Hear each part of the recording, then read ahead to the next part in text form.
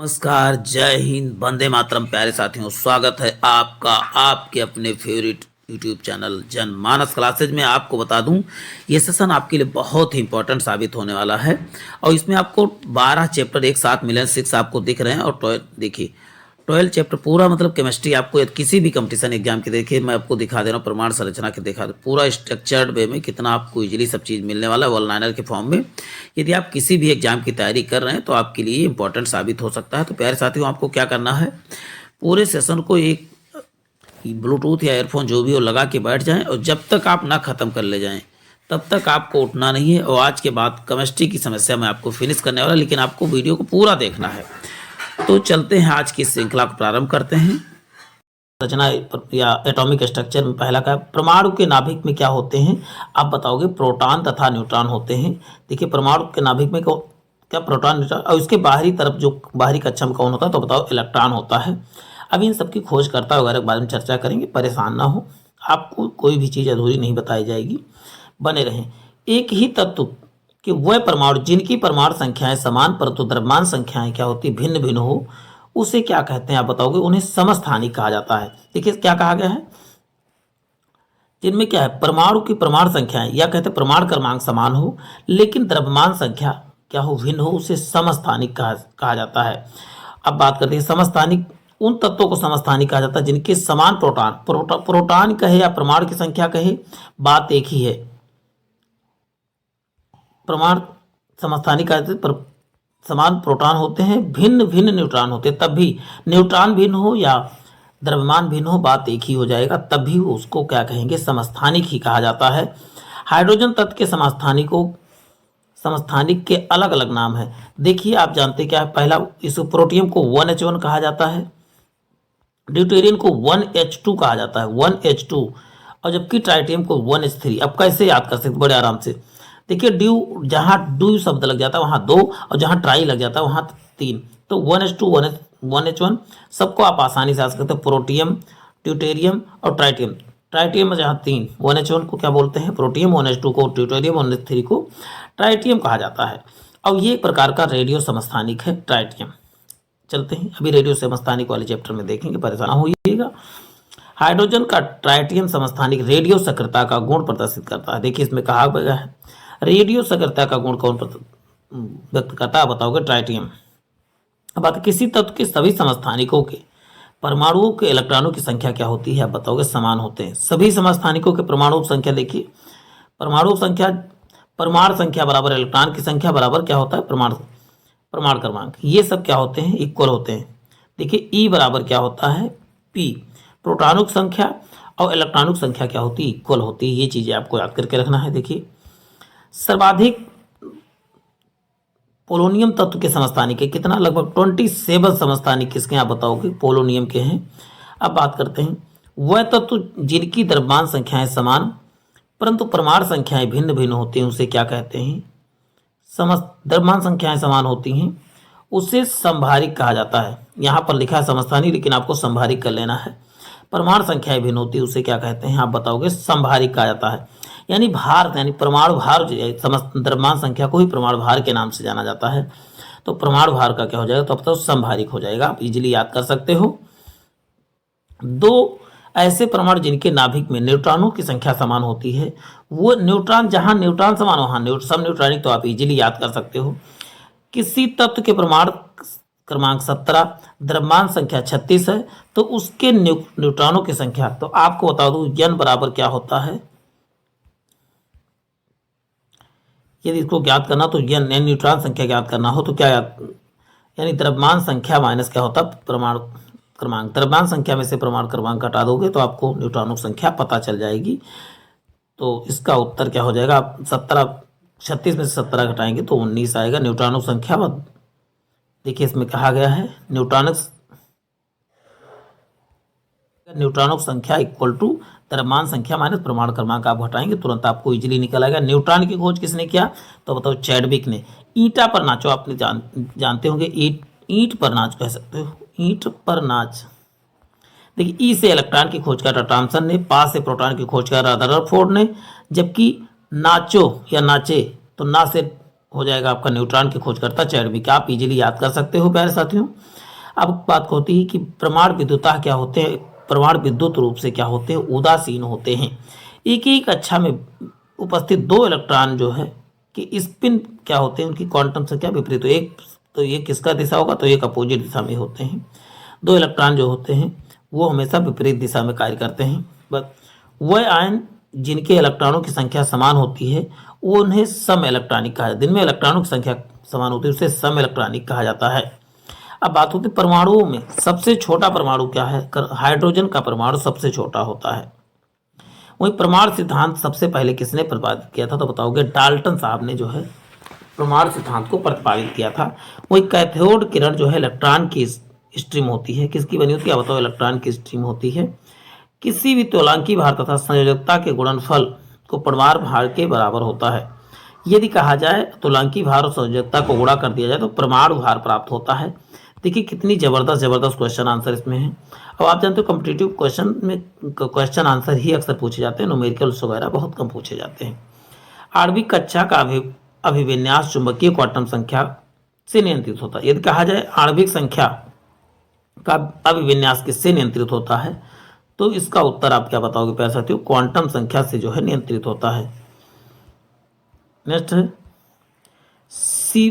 सेबोर्गियस तत्व परमाणु क्रमांक 106 संकेत Sg की खोज जो है सीबोर्ग ने किया था। किसने किया था, बताओ, सीबोर्ग ने किया था।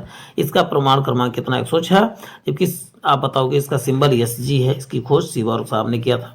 वहीं परमाणु के नाभिक की खोज आप बताओगे किसने किया, तो बताओगे रदरफोर्ड ने परमाणु के नाभिक की खोज की थी। अब देखते हैं जिस तत्व का परमाणु में 2 प्रोटॉन 2 न्यूट्रॉन तथा 2 इलेक्ट्रॉन होते हैं उस तत्व के द्रव्यमान संख्या कितनी होती है, आप बताओगे 4। क्योंकि द्रव्यमान संख्या कैसे ज्ञात करो, तो 2 प्रोटॉन तथा न्यूट्रॉनों को जोड़ने द्रव्यमान संख्या बराबर क्या होता है, तो प्रोटॉन गुणे न्यूट्रॉन यानी P+n। द्रव्यमान संख्या बराबर P+n होता है। तो आप इजीली याद कर सकते हो प्यारे साथियों। और इलेक्ट्रॉन और प्रोटॉन दोनों इक्वल होते हैं। इलेक्ट्रॉन और प्रोटॉनों की संख्या सदैव इक्वल होती है। अल्फा कण 2 धन आवेश होता है। इसका द्रव्यमान हीलियम के एक परमाणु के नाभिक के बराबर होगा। एक परमाणु के नाभिक के बराबर होगा, क्योंकि आप जानते हो हीलियम का परमाणु क्रमांक कितना होता है, 2 होता है। हीलियम के नाभिक में कितने, 2 प्रोटॉन तथा 2 न्यूट्रॉन होते हैं। क्योंकि इसका आप जानते हो हीलियम का परमाणु क्रमांक 2 तथा जबकि परमाणु भार कितना होता है, बताओगे 4 होता है परमाणु भार। तो आप बताओ दोनों को इसमें से परमाणु द्रव्यमान में से प्रोटॉन को घटाएंगे तो 2 न्यूट्रॉनों की संख्या आएगी। इजीली आप याद कर सकते हो प्यारे साथियों।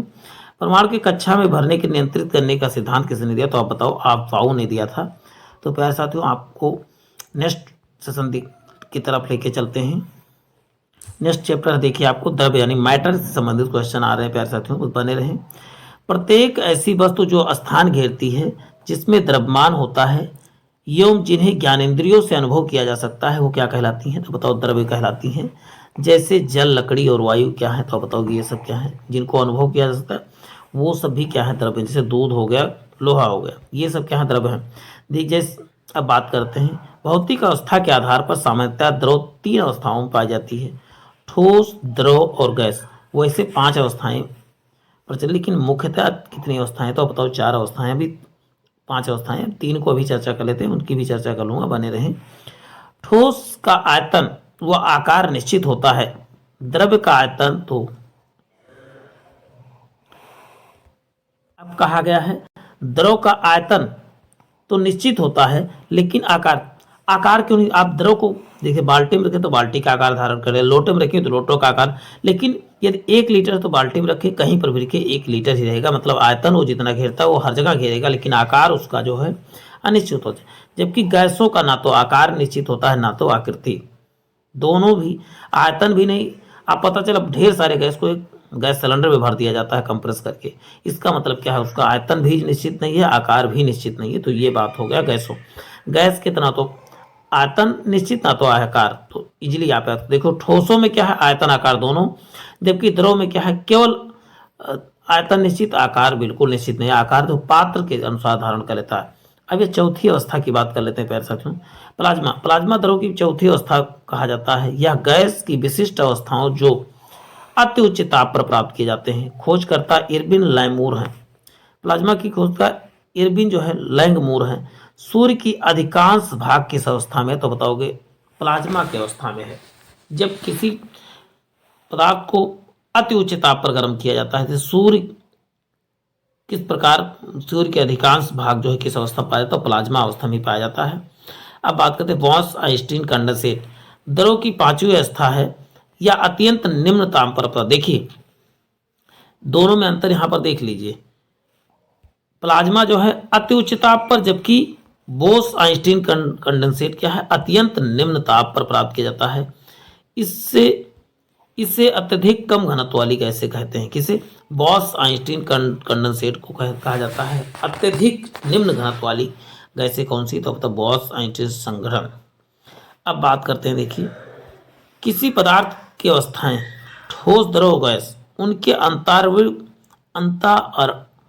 अंतराणविक बल पर निर्भर करता है। उनके अंदर बल कितना लगता है उसी पर उसकी अवस्था निर्भर करती है। बात करते हैं रासायनिक संगठन के आधार पर जो है 3 भागों में बांटा जा सकता है, तत्व, यौगिक और मिश्रण। इन सब की चर्चा हम कर लेते हैं। अब तत्व देखिए क्या होते हैं, तत्व जिनका क्या होता है, सिंबल होता है। जैसे हाइड्रोजन का H होता है, नाइट्रोजन का N होता है। और मिश्रण यौगिक क्या है, यौगिक आप जानते हैं, जैसे अमोनिया को NH3 लिखते हैं, सल्फ्यूरिक अम्ल को H2SO4 लिखते हैं। जिनका सूत्र है वो क्या है, यौगिक है। जिनका जो है सिंबल है वो क्या है, तत्व है। जिनका ना तो सिंबल है ना तो सूत्र है वो क्या कहलाते हैं। इससे वायु क्या है, आप बताओगे मिश्रण है। जल तीनों भौतिक अवस्थाओं में रह सकता है। कौन ऐसा चीज है जो तीनों भौतिक अवस्था में रह सकता है, तो बताओ जल है। अब हम द्रव्य के बाद 3rd चैप्टर की बात करेंगे, तत्व के बारे में, यानी एलिमेंट की चर्चा करने वाले हैं, बस बने रहें। अभी बात हो चुकी है एलिमेंट के बारे में। वह पदार्थ जो एक ही प्रकार के परमाणु से मिलकर बना है क्या कहलाता है, तो आप बताएंगे तत्व। आपको बता दूं क्या साथियों, यदि ये पूरा सेशन देख लेते हैं तो आपकी काफ़ी हद तक समस्याएं जो है किसकी, केमिस्ट्री की खत्म हो जाएगी, क्योंकि इस बहुत चुनिंदा प्रश्न इसमें है। चलते ही नेक्स्ट देखते हैं। अब बात करते हैं तत्व कहलाता है। तत्व मुख्यतः कितने प्रकार के होते हैं, 2 प्रकार के होते हैं। कौन कौन से, आप बताओ कि एक होता है धातु, एक होता है अधातु, और इन्हीं दोनों मिलकर बना होता है, उसे मिश्र धातु कहा जाता है। वर्तमान में टोटल कितने 118 तत्व हैं, खोज हो चुकी थी। इसमें 92 तत्व प्रकृति में पाए जाते हैं। शेष जो है वैज्ञानिकों या प्रयोगशाला में जो है निर्मित है, वैज्ञानिकों द्वारा प्रयोगशाला में संश्लेषित किया गया है। अब मानव शरीर में जो है दूसरा सबसे अधिक तत्व कौन सा पाया जाता है, सबसे अधिक ऑक्सीजन, वैसे दूसरे नंबर पर क्या पाया जाता है, आप बताओगे 18% कार्बन पाया जाता है। लेकिन कैल्शियम कितने मानव शरीर में 0.2% पाया जाता है। हीमोग्लोबिन मानव शरीर में कितना, अब वही बात किया जाता है, मानव हीमोग्लोबिन पाया जाने वाला तत्व कौन सा, बताओगे लोहा है, यानी फेरस जिसे कहते हैं।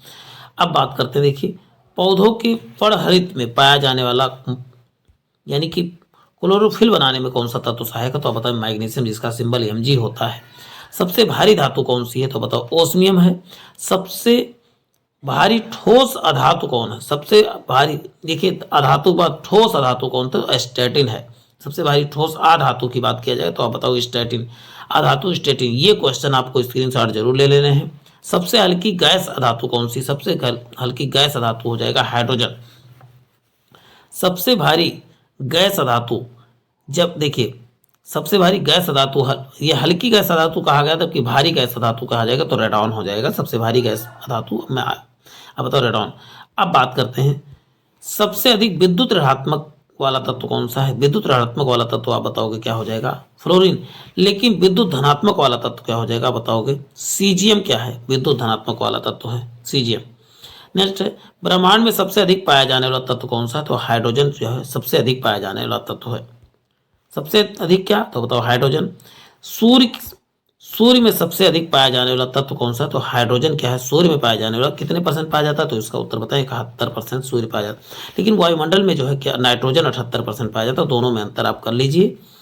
अब नेक्स्ट है, देखिए तारों में सबसे अधिक पाया जाता है, तब भी आप बताएंगे हाइड्रोजन ही, क्योंकि सूर्य एक तारा है। सबसे चमकदार धातु तत्व कौन सी, तो प्लेटिनम सबसे चमकदार धातु तत्व है। सबसे चमकदार कठोर आधातु, देखिए अधातु कहेगा तो आप बताओगे हीरा। सबसे कठोर पदार्थ कहोगे तब भी हीरा ही होगा। जल में रखा जाने वाला तत्व कौन सा, तो पीला फास्फोरस है। वहीं समुद्री घास में आयोडीन पाया जाता है। क्या पाया जाता है, बताओगे आयोडीन पाया जाता है। सुरक्षित दिया सलाई में लाल फास्फोरस का प्रयोग किया जाता है। नेक्स्ट है सबसे अधिक समस्थानिक वाला तत्व कौन सा बताओ? पोलोनियम, जिसके कितने आप बताओ? 27 समस्थानिक है, 27। अब उच्चतम इलेक्ट्रॉन बंधुता बनाने वाला तत्व कौन सा? तो सबसे अधिक इलेक्ट्रॉन बंधुता कौन बनाता है? तो क्लोरीन बनाता है। क्लोरीन का प्रयोग आप बताते पानी को शुद्ध करने के लिए किया जाता है। तत्व जो गर्म करने पर ऊर्ध्वपातित हो जाता है, यानी उड़ जाता है कह सकते हो, तो आयोडीन हो गया, नेप्थोलीन होगा, ये सब क्या है? ठोस अवस्था में रहते हैं, लेकिन गर्म करते हो तुरंत गैसीय अवस्था में परिवर्तित हो जाना ही ऊर्ध्वपातन कहलाता है। आधुनिक आवर्त सारणी गैसीय तत्वों की कुल संख्या कितनी है? अब गैस टोटल कितने गैस हैं? तो अब बताओ गासी गैस 11 आप याद कर सकते हो। हीलियम ऑक्सीजन का मिश्रण जो है गोताखोरों द्वारा प्रयोग किया जाता है। गोताखोर कौन से गैस का मिश्रण ले जाते हैं? तो बताओ हीलियम और ऑक्सीजन को जो है लेके जाते हैं। चलते हैं नेक्स्ट बात करते हैं प्यारे साथियों।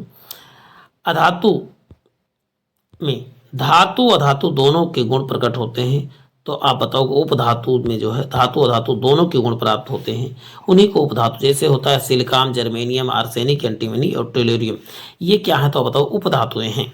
सर्वाधिक गैसीय तत्व किस वर्ग में है? तो शून्य के वर्ग में सबसे अधिक गैसीय तत्व पाए जाते हैं।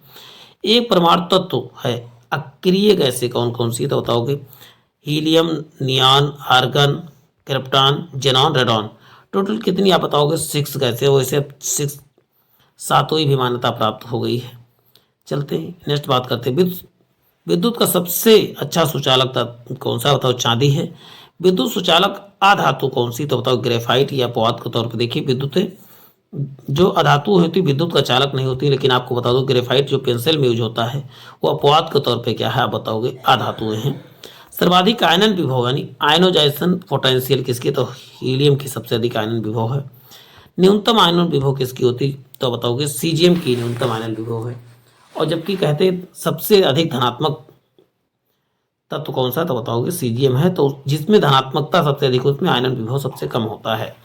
सबसे अधिक क्रियाशील अधातु कौन सी है? तो फ्लोरीन सबसे क्रियाशील अधातु है। वही दूध में सर्वाधिक मात्रा में क्या पाया था? तो उत्तर बताएंगे कैल्शियम क्या होता है? हड्डियों को मजबूत करने में सहायक है।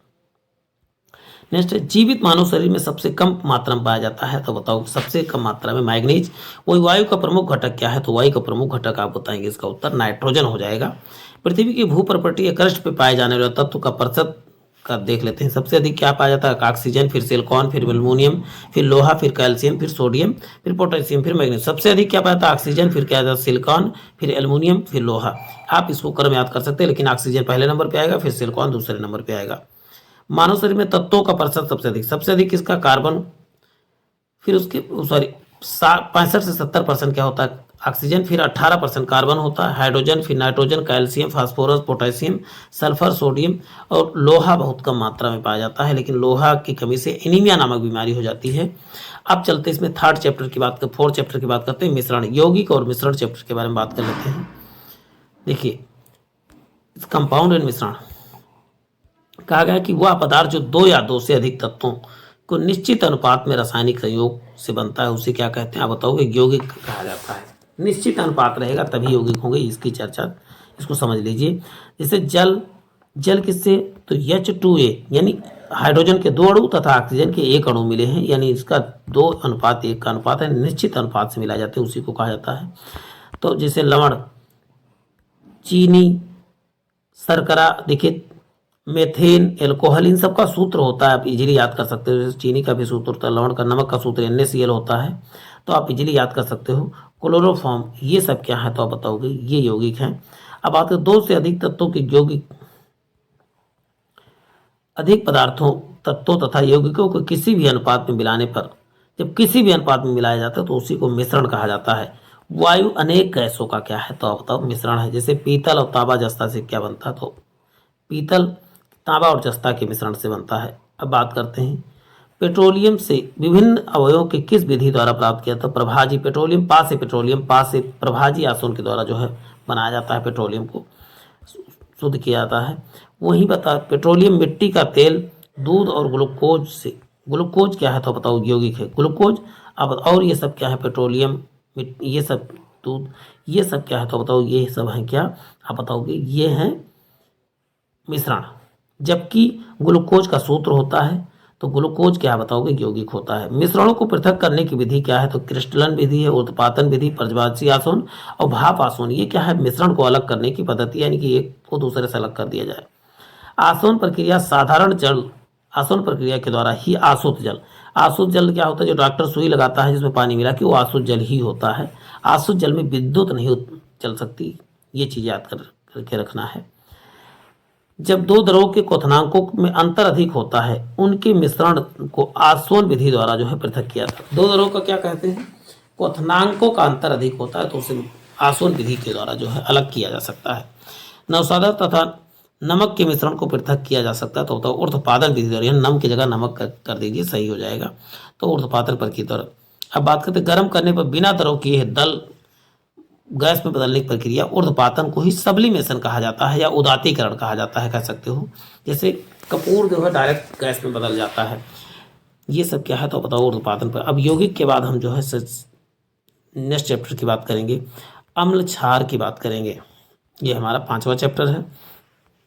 एसिड एंड बेस, सिरके में एसिटिक अम्ल कौन सा अम्ल पाया जाता है बताओ, एसिटिक अम्ल पाया जाता है। जबकि नींबू में कौन सा अम्ल, साइट्रिक अम्ल पाया जाता है, नींबू में साइट्रिक अम्ल, जबकि सिरके में एसिटिक अम्ल पाया जाता है।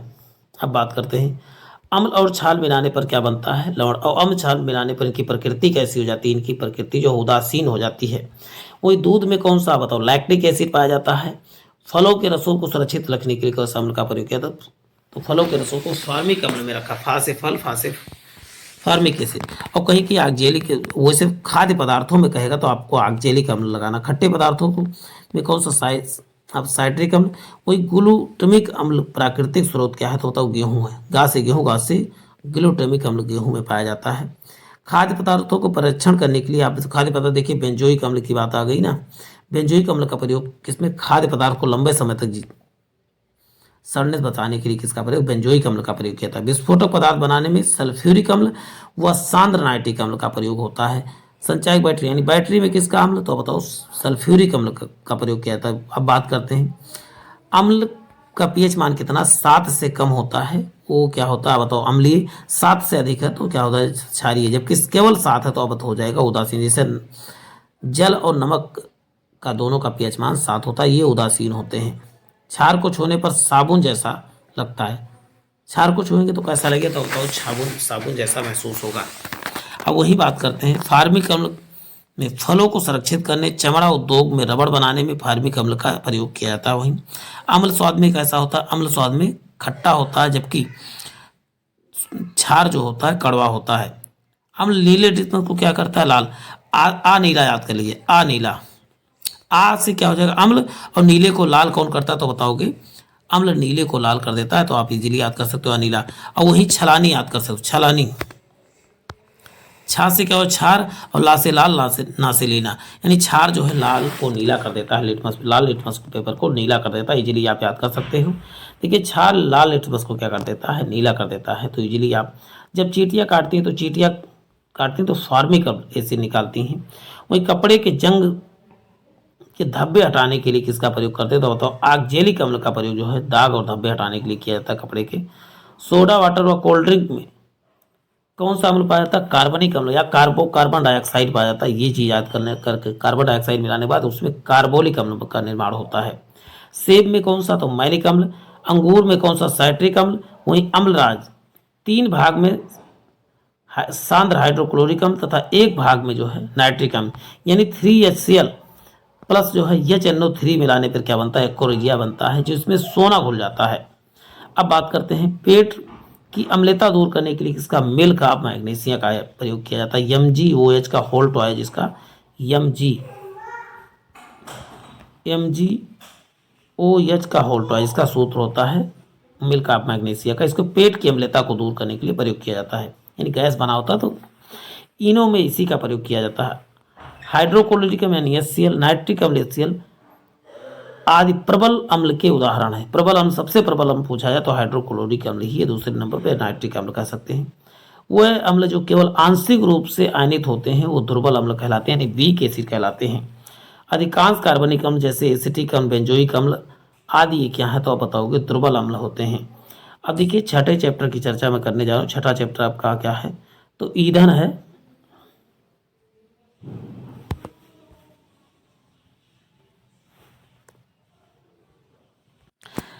अब हमारा नेक्स्ट टॉपिक ईंधन चल रहा है। इसको जो है बहुत बेहतरीन, ये भी चैप्टर आप बेहतरीन तरीके से पढ़ने वाले हैं। देखिए ईंधन में कौन कौन से कोयल, पहले बात करते हैं कोयला भी क्या एक प्रकार का ईंधन, कायल लिखा है, कोयला एक प्रकार का क्या है ईंधन है। कि कितने प्रकार के कोयला होते हैं, तो एंथ्रासाइट, बिटुमिनस और लिग्नाइट और पीट कोयला। लेकिन सबसे अच्छा कोयला कौन सा, तो एंथ्रासाइट। सबसे घटिया कोयला ये पूछा जाता तो बताओगे क्या हो जाए, सबसे घटिया कोयला आप बताओगे पीट कोयला।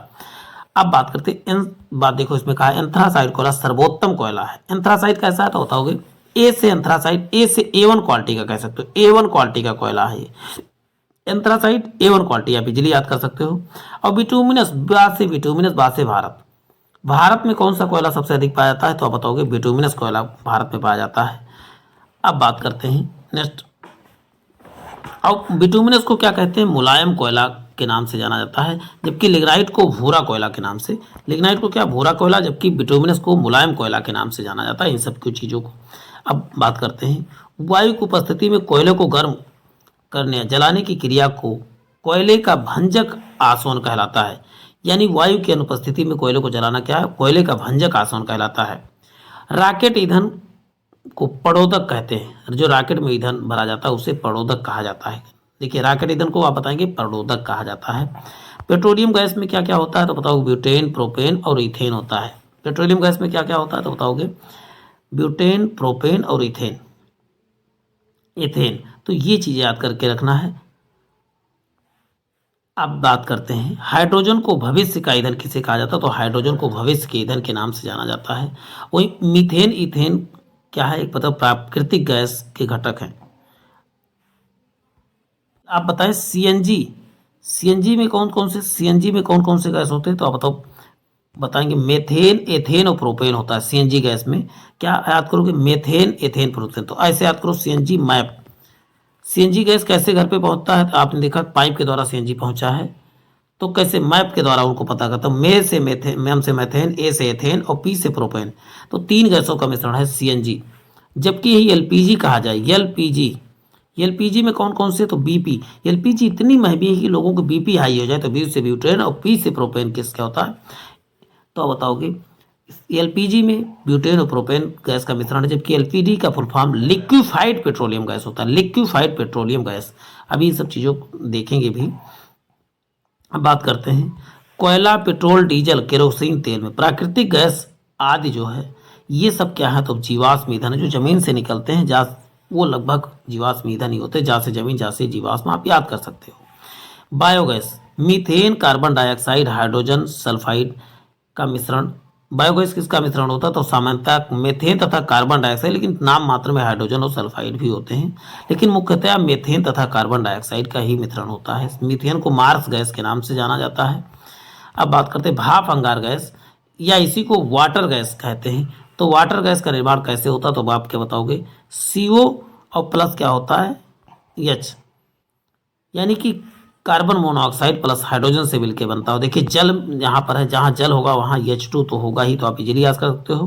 लेकिन प्रोड्यूसर गैस में क्या होता है, तो N2 होता है। नाइट्रोजन प्लस क्या होता है, कार्बन मोनोऑक्साइड। इन दोनों में आप फर्क नहीं कर पाएंगे तो गलतियाँ कर देंगे। मिट्टी के तेल बनाने में गैसीय ईंधन, मिट्टी और तेल से बनने वाले गैसीय ईंधन को तेल गैस कहा जाता है। वही टेट्रा एथिल लेड अस्फटन रोधी यौगिक है। क्या अस्फटन रोधी, मतलब आग ना लगे इसके लिए काम, या थक जमे ना, तो वो कौन काम करता है, तो टेट्रा एथिल लेड का प्रयोग किया था। पेट्रोलियम की खोज किसने किया था, तो कर्नल ड्रक ने जो है पेट्रोलियम की खोज। जबकि गैसोहाल पेट्रोल तथा एल्कोहल का मिश्रण होता है, यानी पेट्रोल में ही जब मिला देता है क्या, तो धातुओं की चर्चा मैं करने जा रहा हूँ प्यारे साथियों। बहुत जबरदस्त श्रृंखला आपके लिए होने वाली है। बस आपको इस वीडियो को बहुत ध्यानपूर्वक वॉच करना है, आपको इसका बहुत ही चमत्कारिक लाभ मिलेगा। देखिए पहला क्वेश्चन, इसमें धातुएं अम्लों से क्रिया करके हाइड्रोजन को क्या कर देती हैं, विस्थापित कर देती हैं, मतलब क्या है, अलग कर देती हैं। अब वही कहा जाए कि वायुयान निर्माण में किस धातु का प्रयोग किया जाता है, तो बताओ पैलेडियम धातु का प्रयोग किया जाता है। यही कहा जाए रणनीतिक धातु किसे कहा जाता है, तो रणनीतिक धातु आप बताएंगे टाइटेनियम रेडियो सक्रिय को रणनीतिक धातु कहा जाता है। अब बताएं पारा किस में रखा जाता है, तो पारा आप तो लौह के धातु पात्र में भी और प्लस शीशे में भी पारा को रखा जा सकता है, लेकिन सामान्यतः लोहे में ही रखा जाता है। चांदी धातु के चम्मच में अंडा नहीं खाना चाहिए, किसमें, चांदी के धातु के जब उसमें बर्तन में क्या अंडा नहीं खाना, क्योंकि आप जाए तो तुरंत उसकी विकृत हो जाता है, उसका कलर चेंज हो जाता है और क्रिया कर जाता है। इसीलिए क्लोरोफिल में उपस्थित तत्व में क्या होता है तो बताओ मैग्नीशियम। और प्रकाश संश्लेषण में कौन सी धातु सहायक है तो मैग्नीशियम का सिंबल क्या होता है बताओ Mg होता है। और वही बात करते हैं गोल्ड यानी अम्लराज। गोल्ड क्या है? अम्लराज यानी एक्वा रेजिया में घुल जाता है। आपको बताओ कि गोल्ड को धुलने या साफ करने के लिए किसका प्रयोग किया था तो एक्वा रेजिया का ही प्रयोग किया जाता है। अब वही बात होती है आतिशबाजी के दौरान हरा रंग किसके कारण से तो बेरियम की उपस्थिति के कारण जो होता है हरा रंग होता है। अब बेर कैसा होता तो बताओ, बेर देखिए बेर का कलर हरा होता तो हरा रंग किसके कारण से तो बेरियम के कारण ही। जो आतिशबाजी यानी कि गोला बारूद जो जगाते नहीं शादी विवाह में, उसका हरा रंग बेरियम के कारण। जबकि लाल रंग किसके कारण, लाल चटक रंग स्ट्रॉन्सियम के कारण जो है लाल होता है। वही बात करते हैं वनस्पति तेल कृत्रिम घी के निर्माण में जो है निकेल उत्प्रेरक का प्रयोग किया जाता है वनस्पति घी बनाने में। और वही जिरकोनियम का प्रयोग किसके लिए तो नाभिकीय रिएक्टर में जिरकोनियम का प्रयोग किया जाता है। अब तो चांदी, ये चांदी का सिंबल Ag होता है। गोल्ड, तांबा तथा प्लेटिनम अपने कम अभिक्रियाशील के कारण स्वतंत्र अवस्था में पाए जाते हैं। कौन कौन से? चांदी, सोना, तांबा, प्लेटिनम, ये सब अब कम अभिक्रिया होने का प्रक्रियाशील होने के कारण ये क्या है स्वतंत्र अवस्था में पाए जाते हैं। अब बात करें कार्बन, गंधक आदि ठोस धातुएं हैं। देखिए कार्बन क्या है और गंधक क्या है या सल्फर का होती है ठोस धातुएं हैं। जबकि ब्रोमीन द्रव और ऑक्सीजन, नाइट्रोजन ये क्या है आदि गैसें हैं। ब्रोमीन, यहाँ पर ब्रोमीन गलत लिखा हुआ है, ब्रोमीन गैस नहीं है, ये जो है एक प्रकार का द्रव, ब्रोमीन द्रव है। हाँ ठीक ठीक, ब्रोमीन द्रव, ऑक्सीजन, नाइट्रोजन आदि क्या है गैसें हैं। और ब्रोमीन यह धातु है किस प्रकार का तो बताओ कि द्रव धातु है।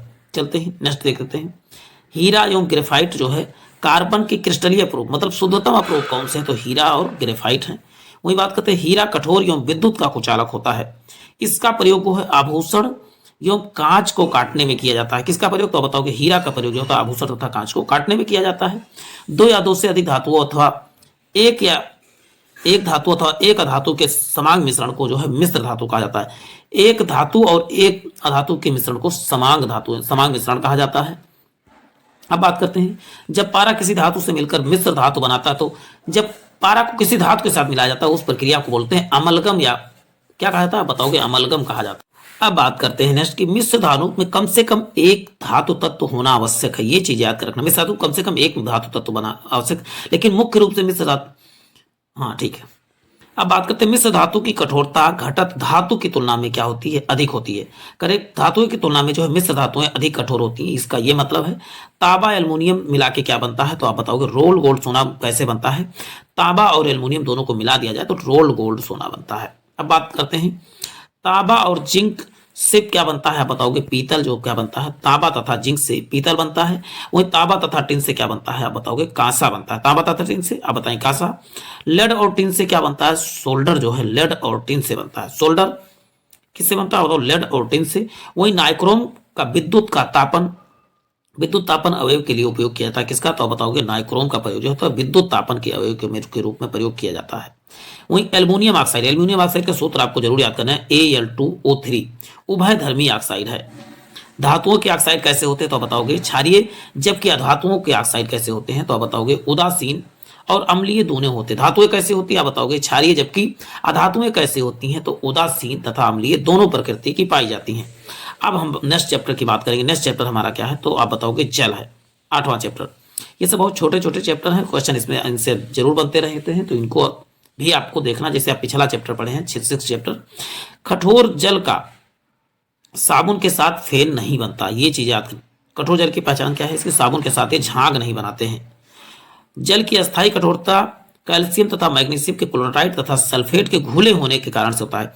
किस कारण से आप बताओगे कठोर होते हैं तो कैल्शियम के क्लोराइड तथा मैग्नीशियम के सल्फेट घुले होते हैं, इसी कारण से यह जल कठोर होता है। जल की अस्थायी कठोरता किसके तो कैल्शियम तथा मैग्नीशियम दोनों के क्या घुले होते हैं तो मतलब कार्बोनेट के घुले होने के कारण ही जो होता अस्थायी कठोरता इसमें पाई जाती है। जल में हाइड्रोजन ऑक्सीजन का अनुपात कितना होता है, भार के अनुसार कितना होता है तो बताओ 1:8 जो होता है भार के अनुपात। जबकि इनका आयतन यदि पूछा जाए तो आयतन कितना होता है 2:1 होता है।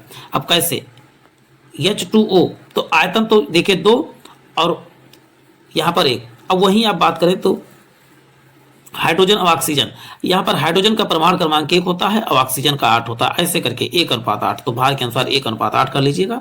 जबकि आयतन कैसे तो यहाँ पर देखिए 2 हाइड्रोजन और 1 ऑक्सीजन तो उसी प्रकार 2:2 आयतन के अनुसार हो जाएगा। ये दोनों को बहुत ध्यानपूर्वक आपको देखना है, अन्यथा आप गलतियां जरूर करेंगे।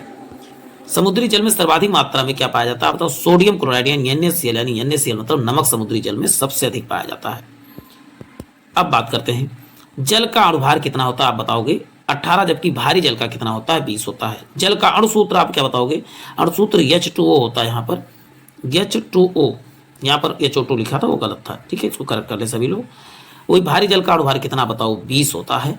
मृदु जल में साबुन के साथ आसानी से और अधिक झाग देता है। मृदु जल कैसा, आप बताओगे? आसानी से झाग देता है। बात करते हैं जल की अस्थायी कठोरता। जल को उबाल देने पर जो है खत्म किया जा सकता है। जल को उबाल कर अस्थायी कठोरता खत्म की जा सकती है। शुद्ध जल कैसा होता है आप बताओ? उदासीन होता है। जल के शुद्धिकरण के लिए कौन सी क्लोरीन गैस का प्रयोग जो होता है जल के शुद्धिकरण में प्रयोग किया जाता है। अब जल से इतने क्वेश्चन बन रहे थे, उतना मैंने इसको आपको बता दिया। अब बात करते हैं नेक्स्ट है सीमेंट से क्वेश्चन और कहां से बनते हैं, उनकी चर्चा मैं कर लेता हूं। ये जो है एनसीईआरटी का शॉर्ट नोट्स है, ये समरी जो होता है उसी से क्वेश्चन लिए गए हैं। अब बात करते हैं सीमेंट से। सीमेंट पोर्टलैंड सीमेंट की खोजकर्ता जोसेफ अस्पर्डीन है। सीमेंट की खोजकर्ता आप बताओगे? जोसेफ अस्पर्डीन है। सीमेंट के जमने की क्रिया को मंद करने के लिए क्या मिलाया जाता है बताओ? जिप्सम का प्रयोग जो होता है। जा से जिप्सम, जा से जमने को मंद करने की प्रक्रिया के लिए जिप्सम मिलाया जाता है। और वही बात करते हैं जिप्सम का सूत्र CaSO4 × 2H2O होता है। वही सीमेंट के उत्पादन में कच्चे माल के रूप में किसका? चिकनी पत्थर व चिकनी मिट्टी का प्रयोग किया जाता है। अब बात करते हैं कैल्शियम कार्बोनेट जो है चूना पत्थर का रासायनिक नाम है। इसका सूत्र होता है CaCO3 जो होता है कैल्शियम कार्बोनेट का सूत्र होता है। अब बात करते हैं सीमेंट में चूना की मात्रा अधिक रहने पर जमते समय सीमेंट में जो है दरारें पड़ जाती हैं। जब चूना का मात्रा कम रहता है सीमेंट में तो क्या पड़ती है? जमते समय इसमें दरारें पड़ जाती हैं। अब बात करते हैं कांच की चैप्टर की बात कर लेते हैं। सर्वोत्तम श्रेणी का कांच कौन सा है तो बताओ? जेना कांच को है। सबसे सुलभ कांच किसे कौन सा है तो बताओ? जेना कांच है। वही विद्युत बल्ब, कैमरा, दूरबीन, लेंस में जो है फ्लिंट कांच का प्रयोग किया था। कौन सा? फ्लिंट कांच। अब बात करते हैं धूप चश्मे के लेंस के निर्माण में क्रुक्स कांच का प्रयोग किया जाता है। किसका? धूप वाले चश्मे में कौन सा? क्रुक्स कांच। वहीं सामान्यतः चश्मे के लेंस में जो है क्राउन कांच का प्रयोग किया जाता है। चश्मे के लेंस में आप बताओगे क्राउन कांच का प्रयोग किया जाता है। कोबाल्ट ऑक्साइड कांच को गहरा नीला प्रदान करता है। गहरा नीला रंग कौन? तो बताओ कोबाल्ट ऑक्साइड गहरा नीला प्रदान करता है। कांच एक प्रकार का बताओगे मिश्रण है। और कांच एक प्रकार का अतिशीतित द्रव है। अतिशीतित क्रिस्टलीय द्रव कौन सा तो बताओ? कांच है। अब बात करें कांच को कठोर बनाने के लिए पोटेशियम क्लोराइड का उपयोग किया जाता है। कांच को कठोर, देखिए कांच होगा। विस्फोटक की चर्चा इसमें कर लेते हैं प्यारे साथियों। कुछ प्रमुख विस्फोटक कौन से हैं? डायनामाइट हो गया, TNT, TNG, TNP और RDX क्या है तो आप बताओगे? विस्फोटक है। वही RDX का फुल फॉर्म कभी कभी पूछा जाता है, रिसर्च एंड डेवलपमेंट एक्सप्लोसिव है। RDX की खोजकर्ता आप बताओगे? हैनिन है। वही सबसे खतरनाक विस्फोटक आप बताओगे? RDX है। और आप डायनामाइट के तो आप जानते हैं अल्फ्रेड नोबेल ही हैं, इनके बारे में तो जानते ही होंगे। अब बात करते हैं डायनामाइट की खोजकर्ता अल्फ्रेड नोबेल हैं। RDX अमेरिका में से साइक्लोनाइट, जबकि जर्मनी में से हेक्सोजन तथा इटली में से T4 के नाम से जाना जाता है। वहीं TNT का ट्राइनाइट्रोटॉलुइन, TNP का ट्राइनाइट्रोफिनॉल और TNG का इसे ट्राइनाइट्रोग्लिसरीन के नाम से जाना जाता है। अब हम जो है विस्फोटक के बाद अब नेक्स्ट देखने वाले हैं प्यारे साथियों। नेक्स्ट है उर्वरक।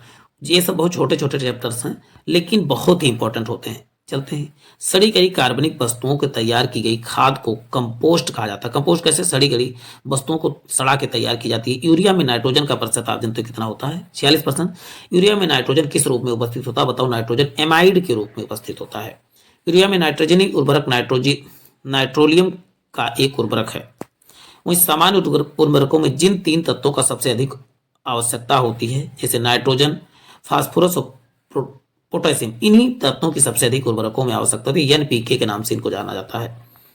अब बात करते हैं नाइट्रोजनी उर्वरक। ये मृदा में नाइट्रोजन की कमी को पूरा करते हैं।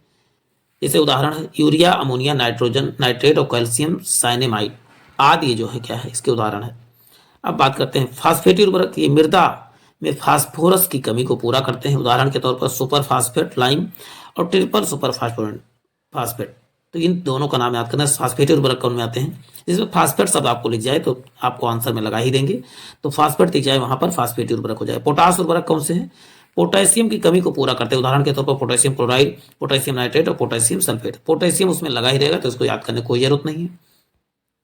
अब बात करते हैं साबुन और अपमार्जक। साबुन बनाने की चिन्हित प्रक्रिया क्या कहलाती है? साबुनीकरण कहलाती है।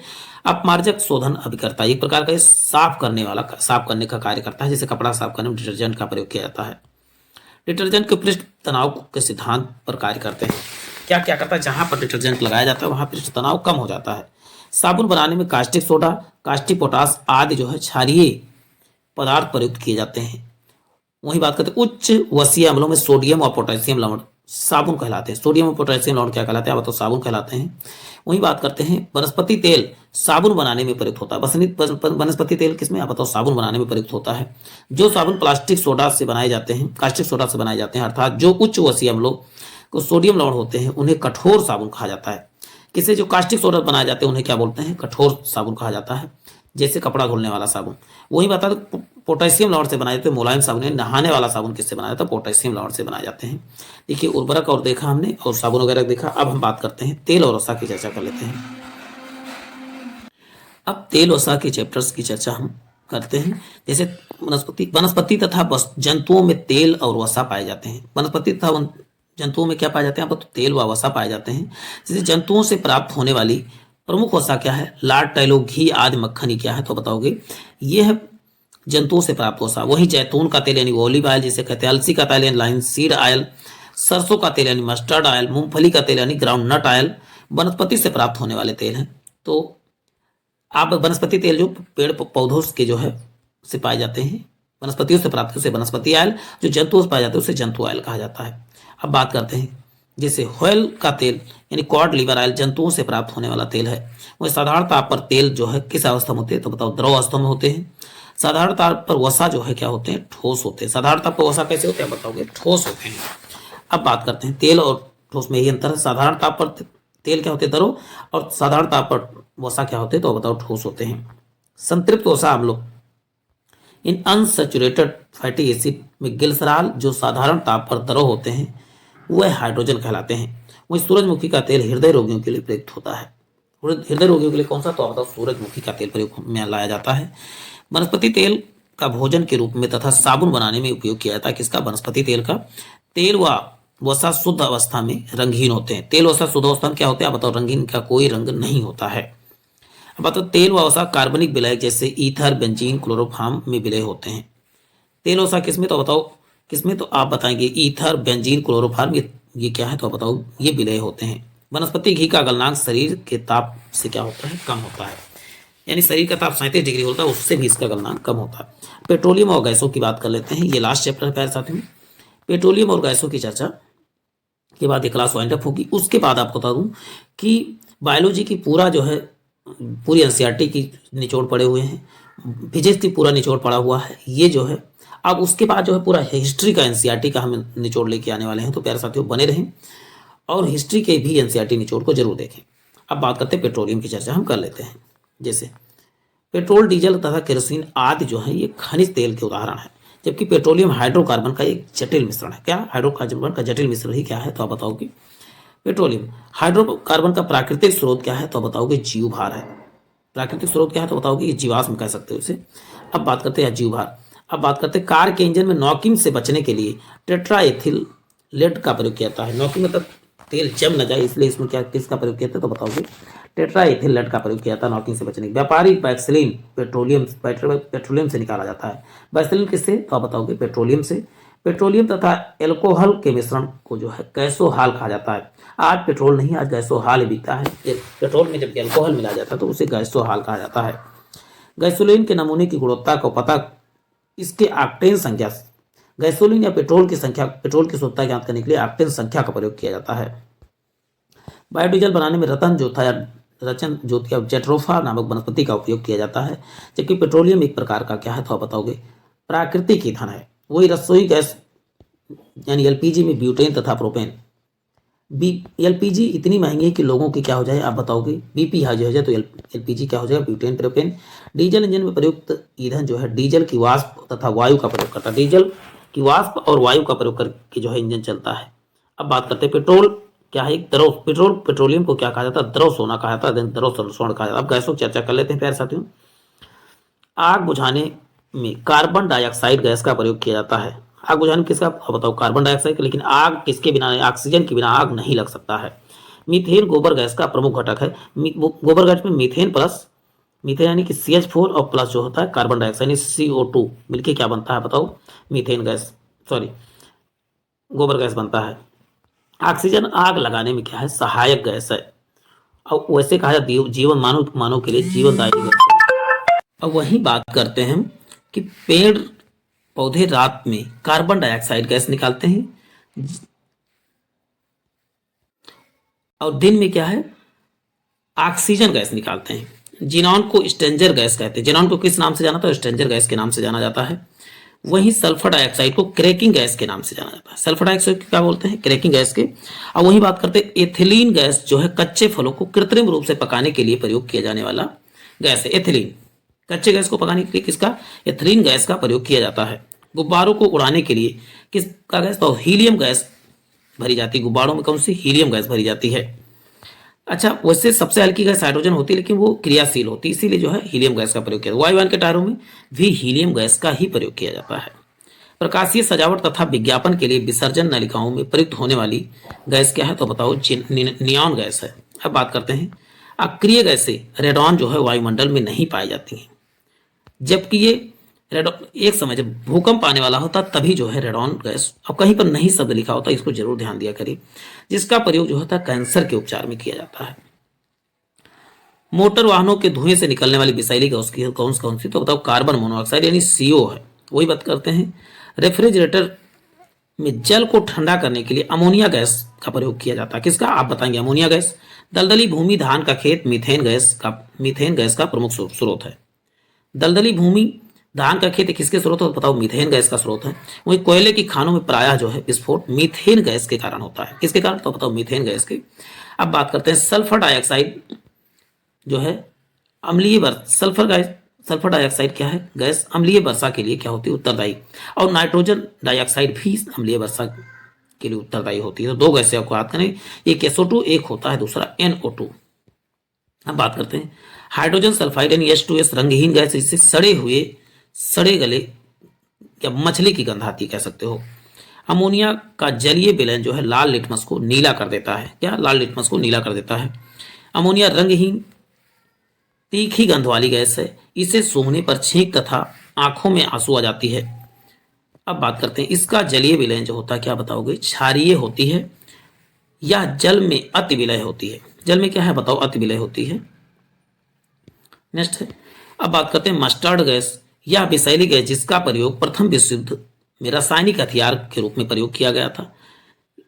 गैसें त्वचा के संपर्क में आने पर फफोले डाल देती हैं। कौन सी, मस्टर्ड गैस। ये मस्टर्ड वाला नहीं, सरसों तेल वाला नहीं, ये मस्टर्ड गैस है। ल्यूसाइड या विषैली गैस, जिसका प्रयोग द्वितीय विश्व युद्ध में रासायनिक हथियार के रूप में इसका प्रयोग ल्यूसाइड का प्रयोग किया गया था। अब बात करते हैं मिथाइल आइसोसाइनाइड के बारे में। यह भी एक प्रकार की, ये मिथाइल, इसे मिग गैस के 1984 में भोपाल गैस त्रासदी में गैस का रिसाव हुआ। ये भोपाल में हुआ था, इससे काफी संख्या में लोग मारे गए थे। अब फास्जीन के कार्बन क्लोराइड को भी फास्जीन कहा जाता है। फास्जीन, फास्फोरस हाइड्रोक्साइड को भी फास्जीन कहा जाता है, फास्फीन कहा जाता है, दोनों का नाम है। फार्जीन को फास्जीन भी कहा जाता है, फास्फीन को जो है फास्फोरस सल्फाइड को फास्फीन भी कहा जाता है। तो प्यारे साथियों, आज के लिए इतना ही। फिर मिलते, देखिए पूरा हमने 12 चैप्टर कंप्लीट करा दिया। फिर मिलते हैं एक नए सेशन में। जय हिंद, जय भारत।